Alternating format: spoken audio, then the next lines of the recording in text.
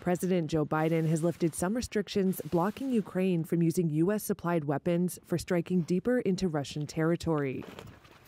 The decision is a major change in U.S. policy and could help Ukraine better defend itself. But it could also escalate the conflict.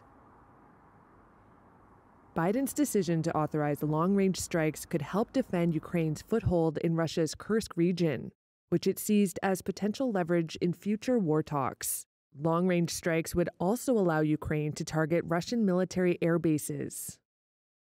James Nixie is the director of Russia, Eurasia, and Europe programs at Chatham House. This is a dramatic step because it does give the Ukrainians the ability to hit really important military points and infrastructural points inside Russia. And that will absolutely have an effect on Russia's ability to wage war. But it won't win Ukraine the war outright, and certainly not in the immediate future, and not at all, to be perfectly honest with you. The truth is that for Ukraine to win the war, we have to do an awful lot more to squeeze Russia than we are now. So it's an enormous step.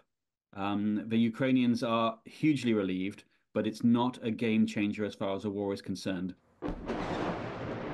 Russia has strongly opposed the decision, insisting that Ukraine cannot carry out such strikes without NATO's direct help, and calling it a major escalation. On Monday, the Kremlin said that any such decision would signal direct U.S. involvement in the conflict. Here's Russian President Vladimir Putin himself in September, warning against such a decision. If this decision is made, it will mean nothing less than the direct participation of NATO countries, the United States, and European countries in the war in Ukraine. The first Ukrainian long-range strikes could happen in the coming days. But with 2 months left in Biden's term, there's no way to know how long the new policy will last, as a new U.S. administration comes to power in January. Obviously, this can be reversed by Donald Trump when he comes into power in February, and it looks likely to be, judging from the tweets and judging by his appointments.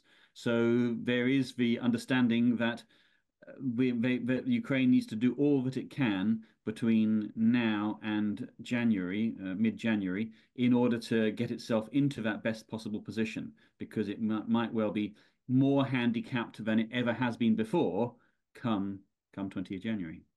Trump has repeatedly criticized the scale of U.S. aid to Ukraine and has vowed to end the war quickly, without saying how. A Trump spokesperson did not immediately respond to a request for comment.